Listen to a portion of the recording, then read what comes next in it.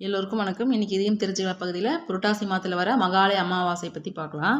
புரட்டாசி மாதத்தில் வர பௌர்ணமிக்கு அடுத்த நாள் பார்த்திங்கன்னா பிரதமை திதியிலிருந்து அமாவாசை வரைக்கும் 15 நாட்கள் மகாலயபட்சம் அப்படின்னு சொல்லுவாங்க. வருடம் முழுவதும் முன்னோர்களுக்கு தர்ப்பணம் கொடுக்க தவறியிருந்தாலும் இந்த மகாலயபட்சத்தின் 15 நாட்களும் முன்னோருக்கு தர்ப்பணம் அளிப்பது, அப்படி இல்லாட்டினா எள்ளும் தண்ணீரும் இறைச்சி வழிபடுறதுனால பித்ரு தோஷம் நீங்கும் அப்படின்னு சொல்லப்படுதுங்க.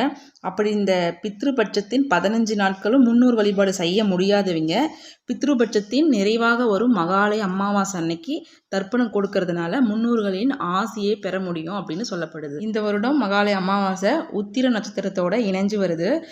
இப்போ அமாவாசைக்கான நேரத்தை பார்க்கலாம்.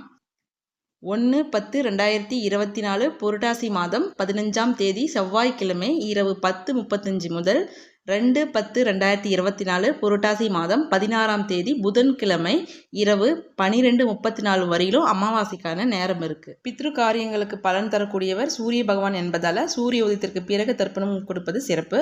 தர்ப்பணம் கிணறு, குளம் இது போன்ற தேங்குகிற தண்ணீர் அருகே இல்லாமல் ஆறு, கடல், ஓடுகின்ற நீர்நிலையில் நீராடிட்டு அந்த கரை அருகே தர்ப்பணம் கொடுக்கறது ரொம்பவே சிறப்பு. வீட்டில் முன்னோருக்கு படையல் போட்டு வழிபடுறவங்க 11:30 மணி முதல் 12 மணி வரையிலான நேரத்தில் முன்னோருக்கு இலை போட்டு என்னென்ன பிடிக்குமோ அதெல்லாம் செஞ்சு வச்சு இலையில பரிமாறிட்டு தீபாராதனை காட்டி படைச்சிட்டு முதல்ல காகத்துக்கு சாதம் வச்சுட்டு விரதம் இருக்கிறீங்க விரதத்தை முடிச்சுக்குவாங்க. இதில் ஒரு சின்ன குறிப்பு ஒன்று, முன்னோருக்கு சாமி கும்பிடும் போது நம்ம மணி அடித்து வழிபடக்கூடாதுன்னு சொல்லுவாங்க. தீபதூபாராதனை காமிச்சா போதும், மணி அடிக்க தேவையில்லை. இன்றைக்கி ஷேர் பண்ண இந்த பதிவு நிச்சயமாக உங்களுக்கு பயனுள்ளதாக இருந்திருக்கும்னு நினைக்கிறேன். வீடியோ பிடிச்சிருந்தா மறக்காமல் லைக் பண்ணுங்கள், ஷேர் பண்ணுங்கள். மீண்டும் வேறொரு வீடியோவில் பார்க்கலாம்.